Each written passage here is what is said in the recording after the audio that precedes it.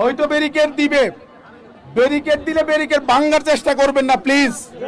এটা নিচক একটা কর্মসূচি, আমরা বিভিন্ন কর্মসূচি দিয়ে সরকারের উপর চাপ তৈরি করতেছি। এমন কোনো কথা নেই যে সচিবালয়ের অভিমুখে গেলে আমাদের দাবি পূরণ হবে। আমরা যমুনার দিকেও মার্চ করব।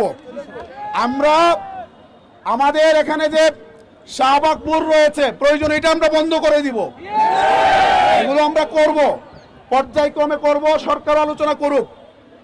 কিন্তু আপনাদের কাছে অনুরোধ থাকবে, কোনোভাবেই শৃঙ্খলা কেউ নষ্ট করবেন না।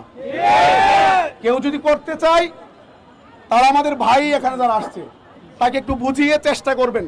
এখানে আবেগ দিয়ে কোনো কাজ হবে না, এটা আপনারা দেখেছেন। আবেগ দিয়ে কাজ হয় না, বিবেক দিয়ে কাজ করতে হবে, কৌশলে কাজ করতে হবে।